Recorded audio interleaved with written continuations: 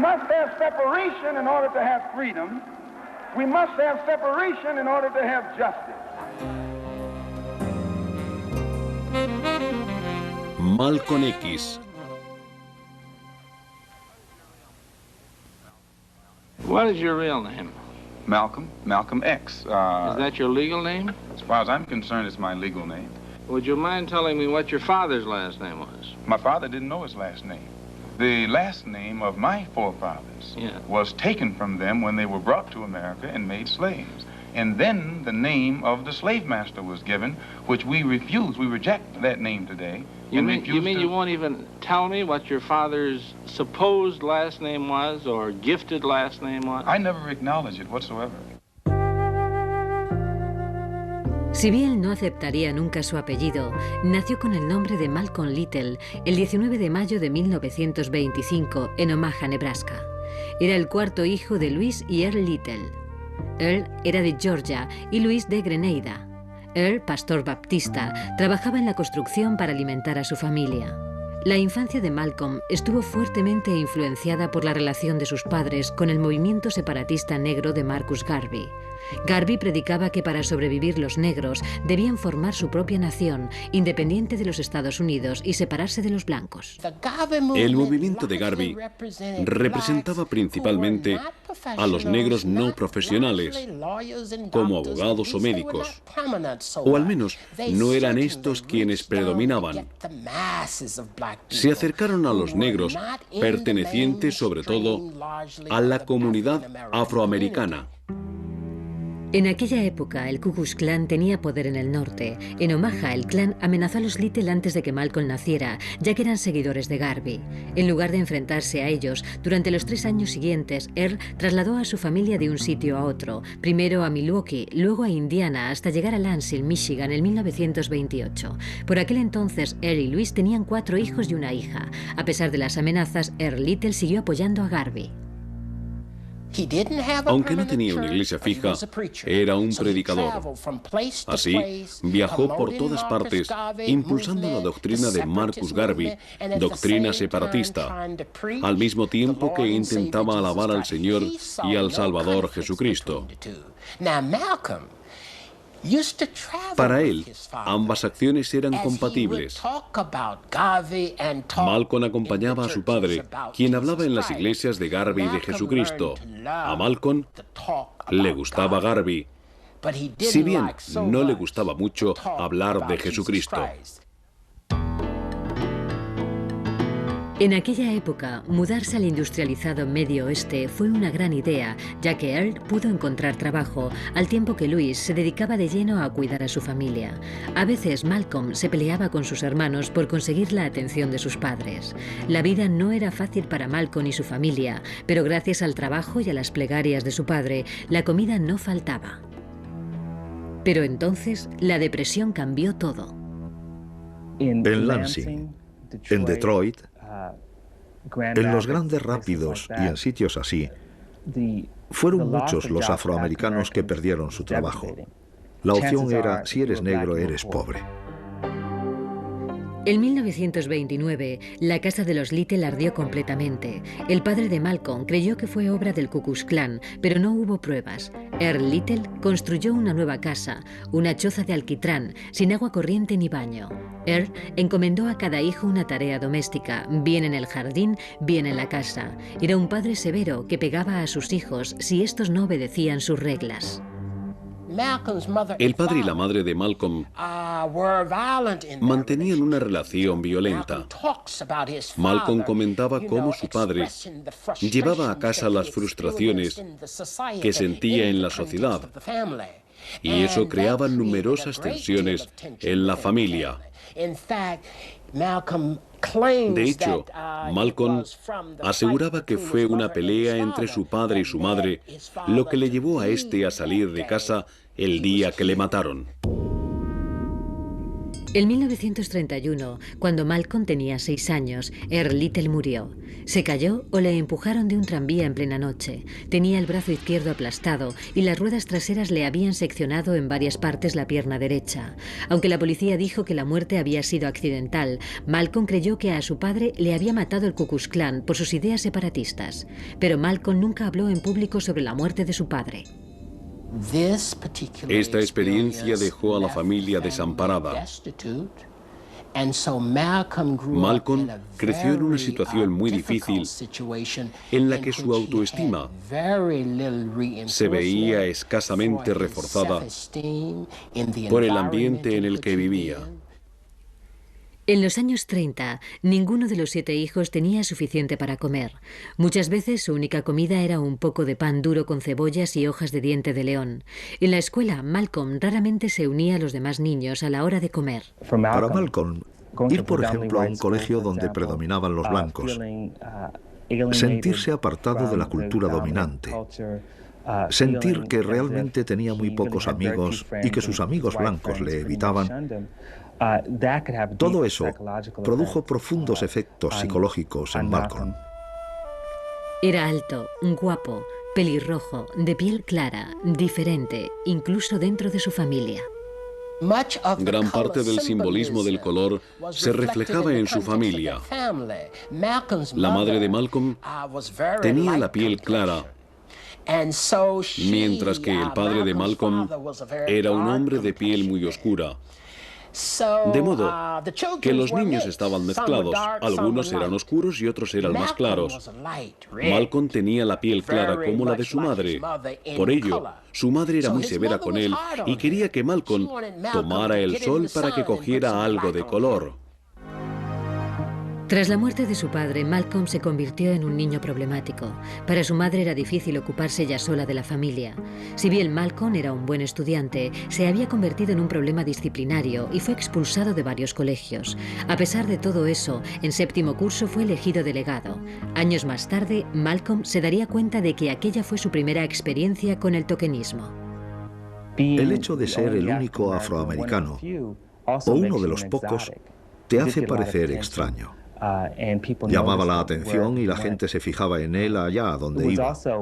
Al mismo tiempo, se encontraba en una situación peculiar al ser no solo joven, negro y pobre en una sociedad predominantemente blanca, sino también inteligente y locuaz.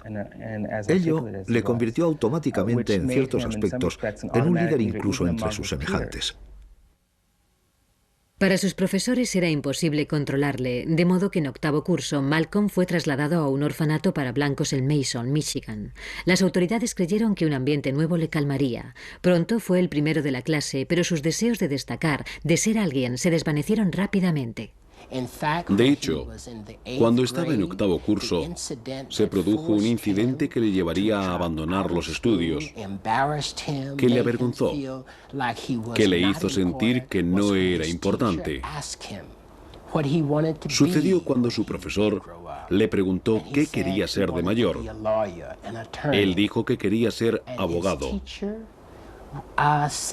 Y su profesor le respondió: Malcolm, tienes que ser un poco más realista. No puedes ser abogado y negro al mismo tiempo. Ser abogado no es una expectativa realista para un negro. Malcolm se desanimó y abandonó la escuela. Tenía 14 años. A las puertas de la Segunda Guerra Mundial, la depresión empezaba a tocar fondo, si bien la vida seguía siendo dura, sobre todo para los negros. La madre de Malcolm, Louise, estaba embarazada de su 8º hijo. El padre era desconocido. Cada vez más ajena a la realidad que le rodeaba, tras el nacimiento de su hijo, la encontraron vagando por las calles bajo el frío invernal, descalza y con el bebé en brazos. Louise fue declarada demente e internada en el hospital de Kalamazoo. Malcolm se había quedado sin un padre o una madre que le pudieran guiar. No podía ser como los niños blancos y resultaba evidente que no se le podía aceptar como a uno más. Tanto creció esta tensión dentro de Malcolm que terminó separándose de la sociedad dominante. Para Malcolm, la escuela no tenía ningún sentido. Los profesores no podían con él. A veces robaba. Pero algo nuevo surgió en el horizonte. Su hermanastra Ella, hija del primer matrimonio de Earl, vino de Boston para visitar a la familia. Cuando volvió a su casa, le preguntó a Malcolm si le gustaría pasar el verano con ella. Sabía que su hermanastro estaba pasando por un momento difícil y se propuso ayudarle. Pero Boston le abrió los ojos a Malcolm. Boston era una gran ciudad. Pronto sus semejantes empezaron a tratarle como a un paleto de pueblo, como a un retrasado. Vio que una forma de librarse de esa carga era entrar en una especie de subcultura rebelde, la cual en aquel caso giraba en torno a los trajes de campana y los jóvenes excéntricos. Una cultura juvenil predominantemente masculina que surgió a finales de los 30 y principio de los 40. Tras el verano, Malcolm regresó a Lansing, donde su familia seguía luchando por sobrevivir. Se sentía solo y escribió una carta a Ella diciéndole que quería vivir en Boston, a lo que ésta le respondió que era bienvenido. En febrero de 1941, regresó a la ciudad que cambiaría su vida para siempre.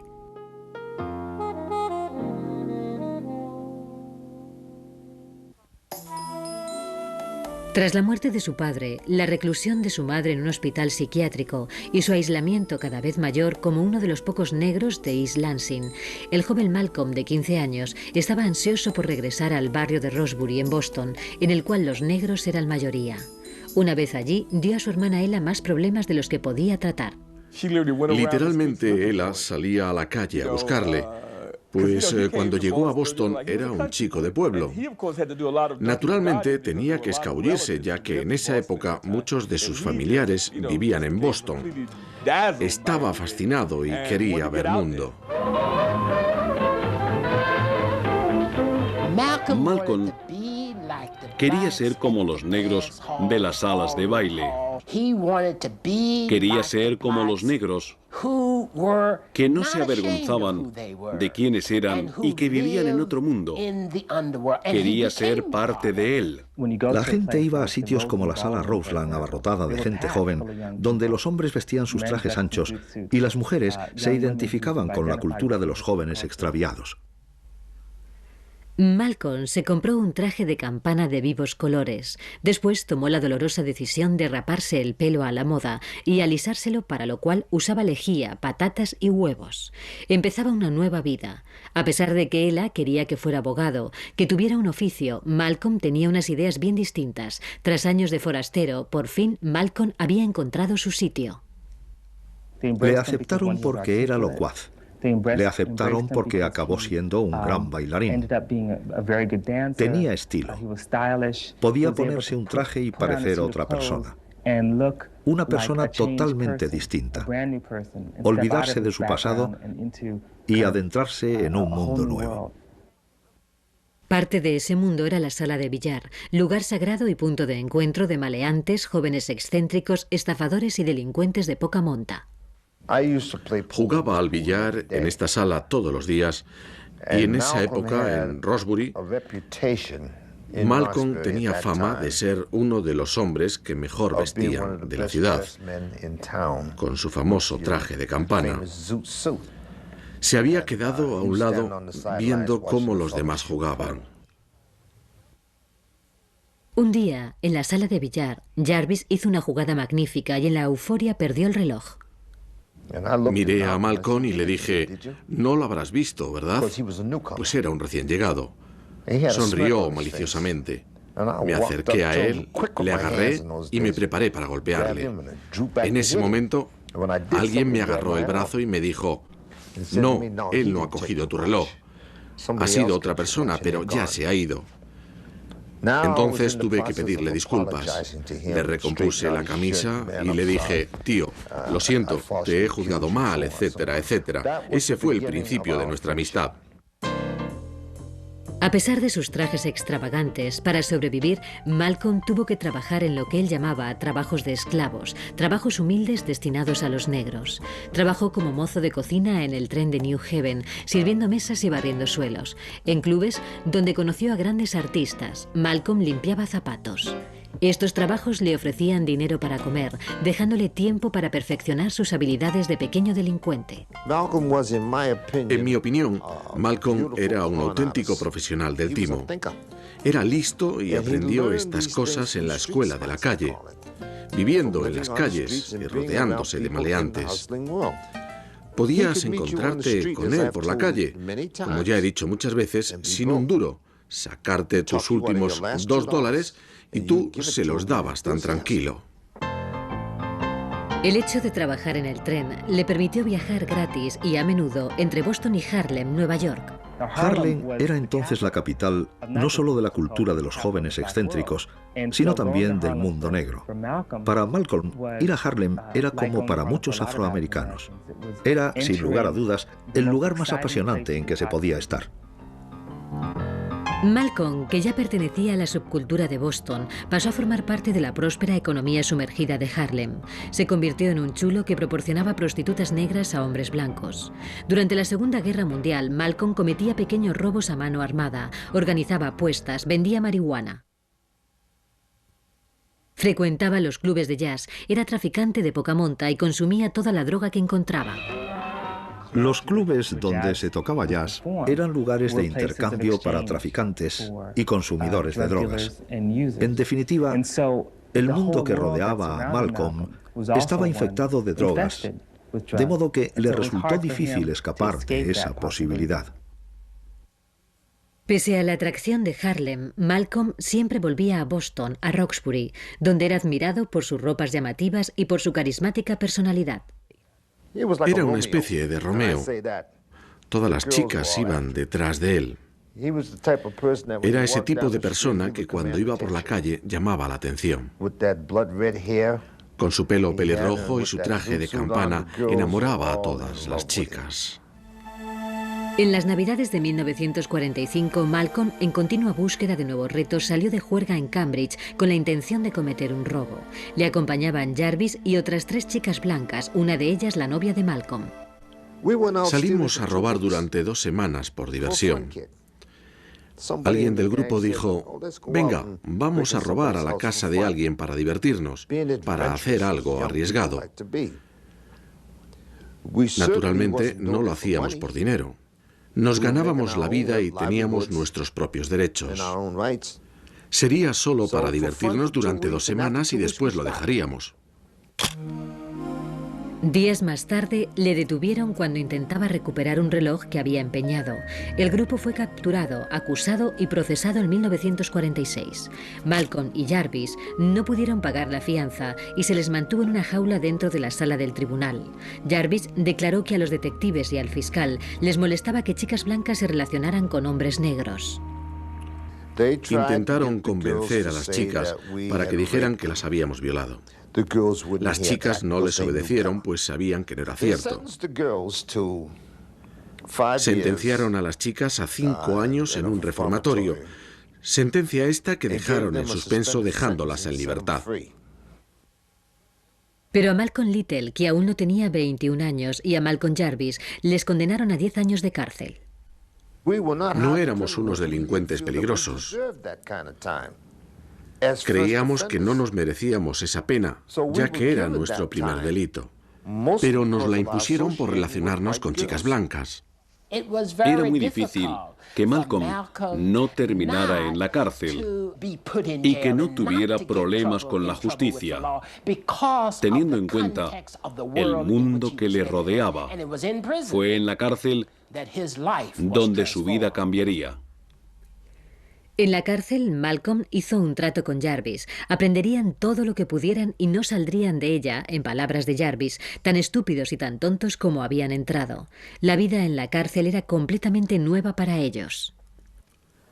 La celda en la que estábamos medía 6 por 12. Teníamos un camastro en el que dormíamos, una mesa, un taburete, un cubo de agua, pues no había agua corriente, y un cubo para defecar. Era antihigiénico, sucio y asqueroso. Así pues, con el tiempo en sus manos, los dos amigos estudiaban y leían por la noche hasta que les dolían los ojos. Malcolm se instruyó a sí mismo, perfeccionando sus aptitudes como orador. Durante el tiempo que pasó en la cárcel, Wilfred y Philbert, hermanos de Malcolm, se hicieron miembros de la Nación del Islam, un pequeño movimiento separatista negro de Detroit dirigido por Elijah Muhammad, antiguo seguidor de Marcus Garvey. Sus hermanos le instaron para que se convirtiera, diciéndole que habían encontrado una religión, una forma de vida que les ofrecía la supervivencia. Al principio Malcolm se resistía, después cedió. Su vida cambió. Para él, el cristianismo era la religión del hombre blanco, la religión de la gente negra que quería ser como la gente blanca. En cambio, en la religión musulmana negra, la nación del Islam encontró una religión que reforzaba su identidad como negro y que le permitía valorarse a sí mismo como negro. No sentía ningún afecto especial hacia los blancos, quienes a veces le llamaban Satán porque creían que era malvado. Muchos presos blancos solían llamarle así. En 1952, tras pasar 6 años y medio en la cárcel, Malcolm Little fue puesto en libertad bajo fianza. Vestía un traje de $10. Se trasladó a Michigan para estar con su hermano mayor Wilfred. En Detroit, su vida volvería a cambiar.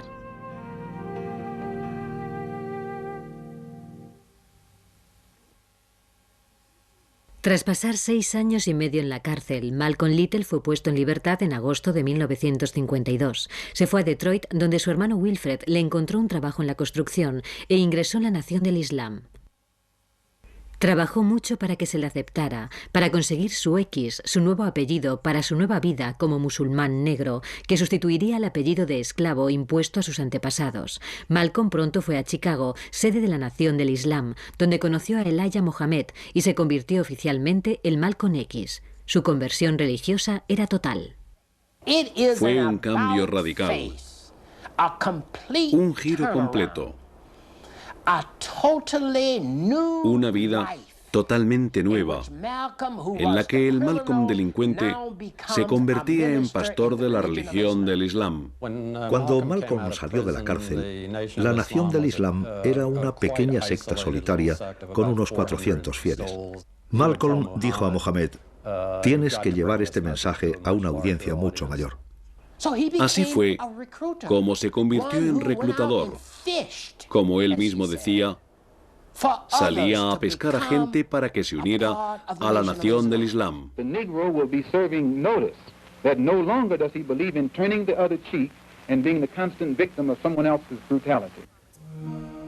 El mensaje de Elijah Muhammad era claro.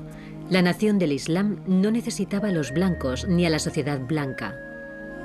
Lo más importante era la autoestima negra y con ella la creación de un país independiente dentro de los Estados Unidos solo para negros. Si esto no se conseguía, los negros podrían volver a su tierra natal en África. We are African and we happen to be in America. We're not American. We are people who formerly were Africans who were kidnapped and brought to America. Our forefathers weren't the Pilgrims. We didn't land on Plymouth Rock. The rock was landed on us. El mensaje era siempre el mismo. Esta es una sociedad racista.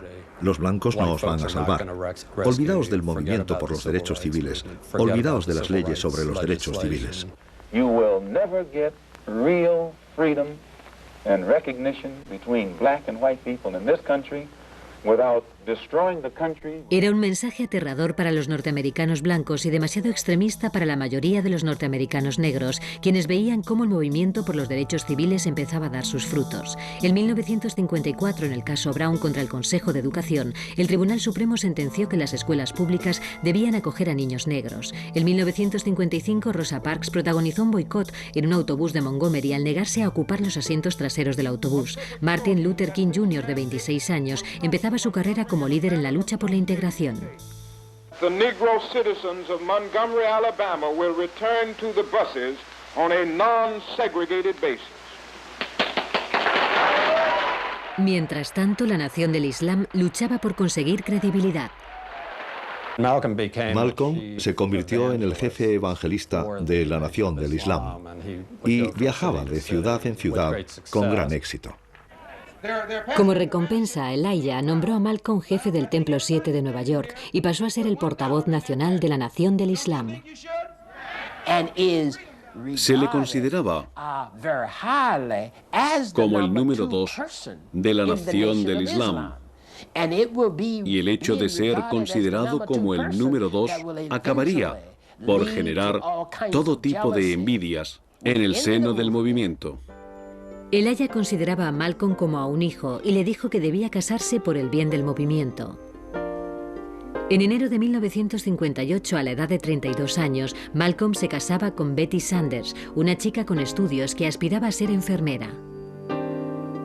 Se trasladaron a una pequeña casa en East Elmhurst, en Queens, propiedad de la Nación del Islam.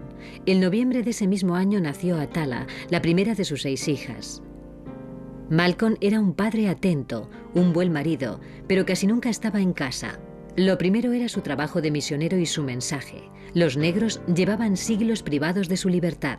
Era el momento de hacer algo al respecto. In the areas of the country where the government has proven itself unable or unwilling to defend the Negroes when they are being brutally and unjustly attacked, then the Negroes themselves should take whatever steps necessary to defend themselves. Gracias a los esfuerzos de Malcolm y a su carisma, el movimiento empezó a crecer rápidamente. Para Malcolm resultaba fácil controlar a los demás. Era como John Wayne. Malcolm reunía todas las cosas que vemos en nuestros héroes de las películas. Los héroes no aceptaban nada de nadie y siempre tenían el mejor papel.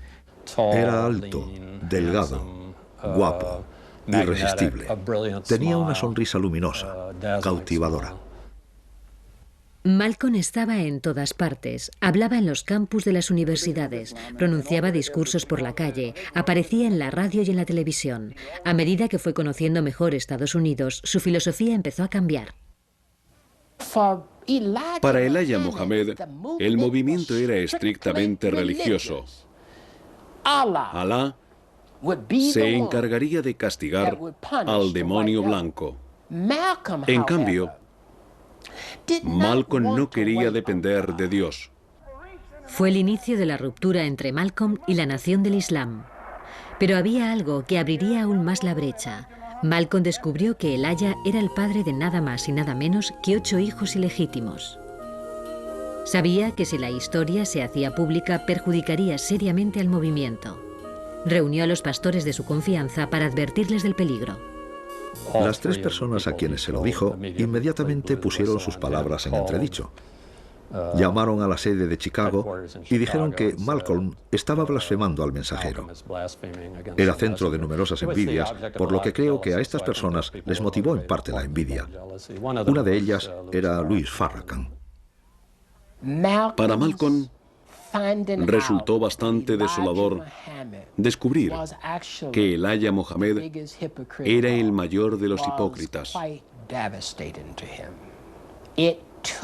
Con ello, se derrumbaban los cimientos en los que había basado sus ideales. Sus contactos con Elijah pasaron a ser escasos. Raramente se le nombraba en Habla Mohammed, el periódico que éste había creado. A pesar de sus problemas, Malcolm continuó predicando el Evangelio de la Nación del Islam. Give us a chance to solve our own problem among ourselves on some land of our own, instead of continually trying to force us into white society, where the white society knows we're absolutely not wanted. Malcolm no comprendía que se pudiera dar libertad a los afroamericanos intentando ser como los blancos. No comprendía que los blancos acabaran por aceptarnos completamente como seres humanos. No comprendía por qué el movimiento por los derechos civiles se esforzaba tanto por conseguir que se nos sirviera una taza de café en un bar, pues para él una taza de café era un precio a pagar demasiado pequeño después de 250 años de esclavitud.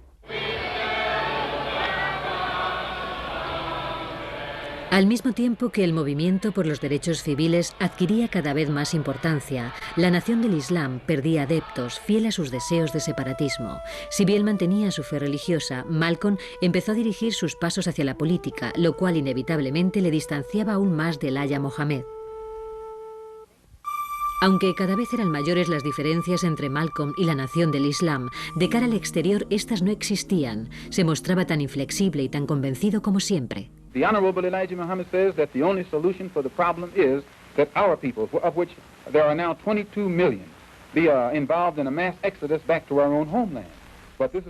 Pese a su adherencia a la línea del partido, Malcolm cada vez estaba más alejado de Elijah Muhammad y su círculo de influencia. El asesinato del presidente John Fitzgerald Kennedy el 22 de noviembre de 1963 proporcionó a la nación del Islam una manera de limitar la creciente influencia de Malcolm. Elijah Muhammad no quería que nadie hablara sobre la muerte de Kennedy. La razón de ello era que se trataba de una persona querida no solamente por los norteamericanos blancos, sino también por los negros. El 1 de diciembre, Malcolm pronunció un discurso estándar, pero como novedad formuló preguntas, y la primera de ellas era sobre la muerte de Kennedy. Dijo que era tirarse piedras sobre su propio tejado.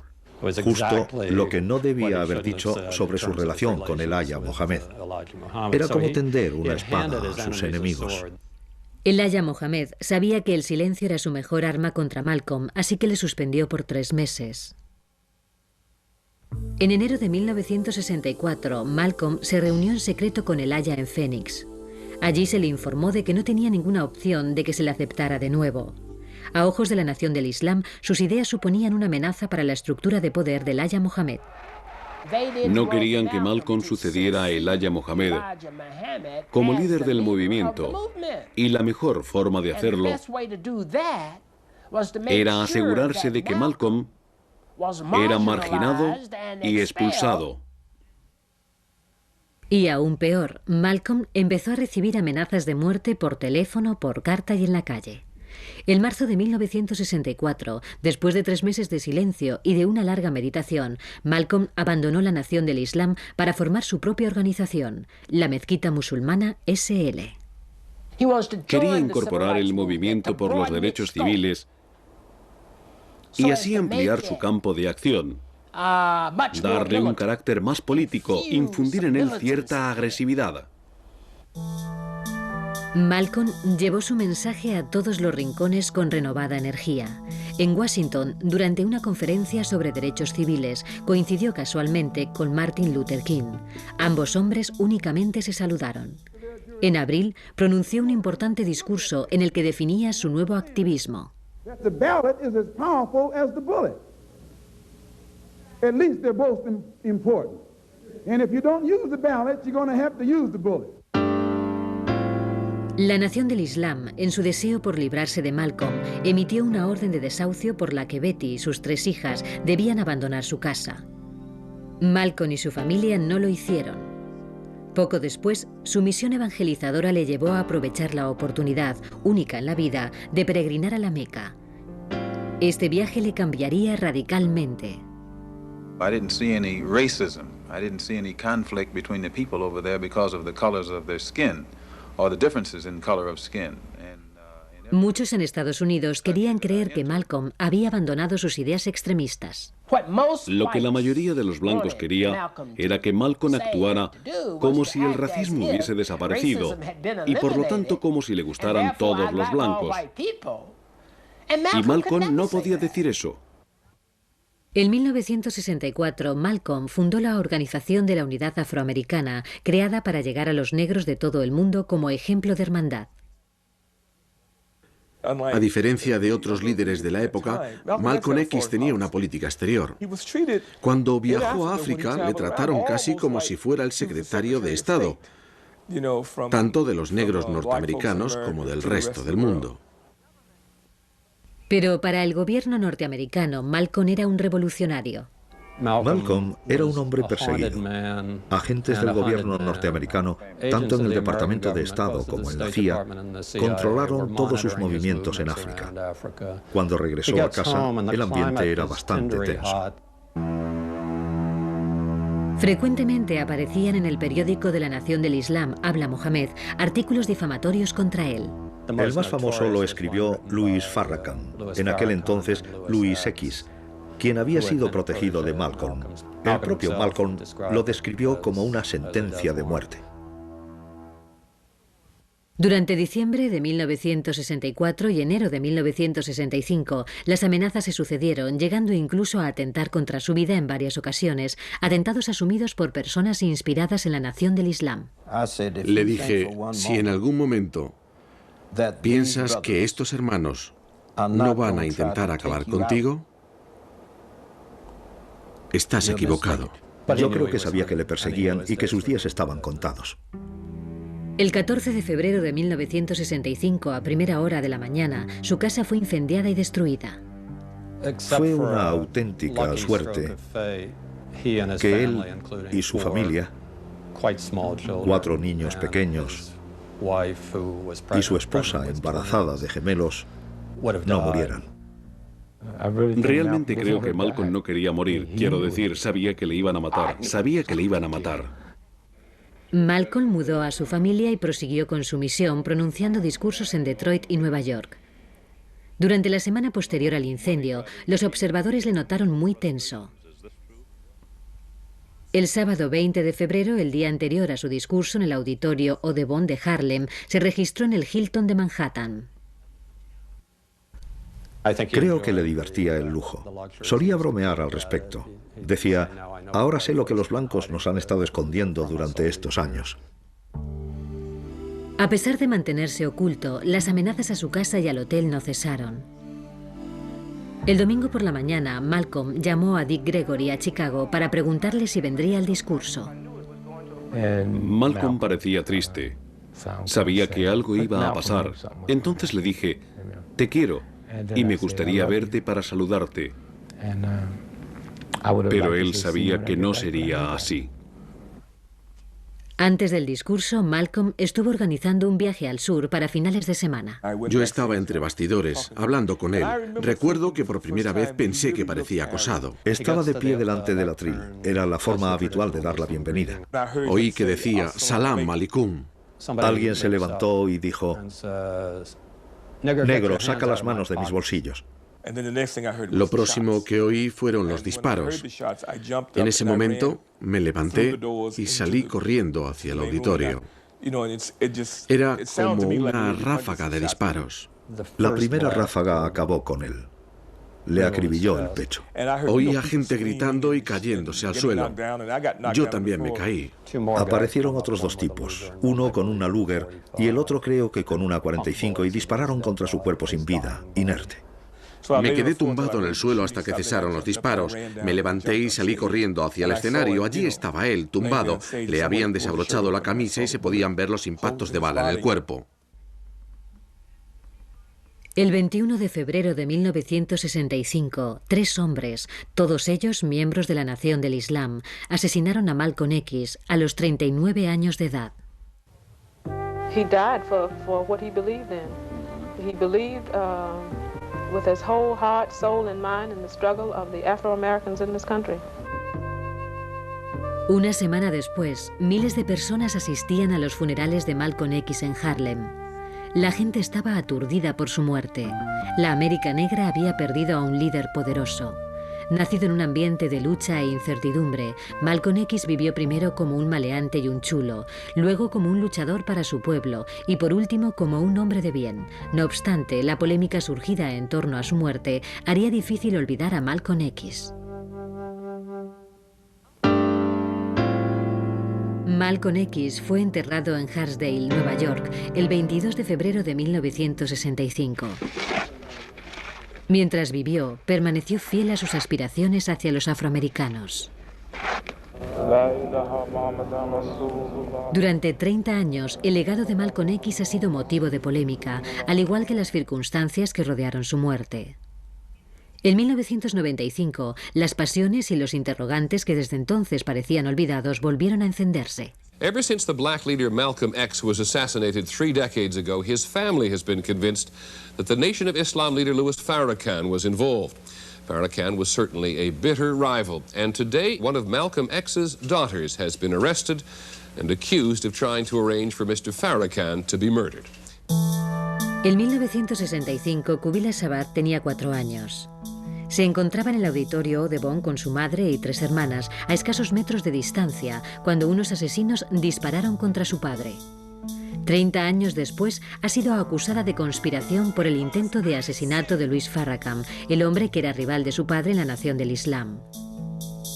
A pesar de la abierta oposición a la ruptura de Malcolm con el Aya Mohammed, Farrakhan ha negado cualquier participación en el asesinato de Malcolm X. No tuve nada que ver con su asesinato.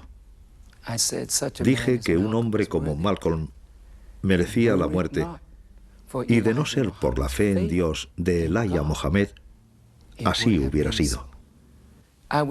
Estaba muy enfadado por lo que Malcolm había hecho. Su muerte me dolió. No puedo decir que lo aprobara ni que lo desaprobara. Me dejó petrificado. Los cargos contra Kubila Sabat descubrieron una extraña serie de acusaciones, teorías de conspiración y alianzas inestables.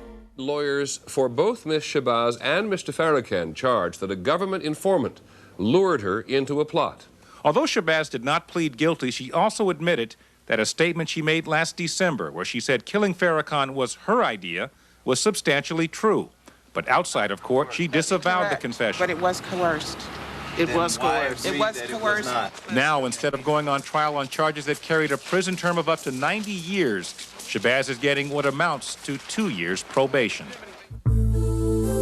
Aún no se había cumplido una semana desde la audiencia cuando los hechos experimentaron un giro radical. Los encarnizados enemigos aparecieron como aparentes aliados. At New York's Apollo Theater last night, Betty Shabazz, the widow of Malcolm X, and Nation of Islam leader Louis Farrakhan, tried to make amends after a 30-year rift. At a fundraiser hosted by Farrakhan to benefit her family, Mrs. Shabazz thanked her husband's one-time enemy for his support. No es una tregua fácil, pero de nuevo es una muestra más de la huella que dejó Malcolm X, el hecho de que después de 30 años su muerte y su legado sigan provocando fuertes emociones. ¿Qué fue lo que dejó? No dejó edificios. Yo digo que dejó una nueva mentalidad y eso es lo que queda en el tiempo. En el movimiento era un general severo y la gente le quería por eso. La gente seguirá queriéndole durante mucho, mucho tiempo por su moralidad y su integridad. Su único objetivo era enseñar a la gente de este mundo a vencer al racismo allá donde surja. My personal problem is never solved as long as the problem is not solved for all of our people in this country. So I remain Malcolm X as long as there is a need to protest and struggle and fight against the injustices that our people are involved in this country.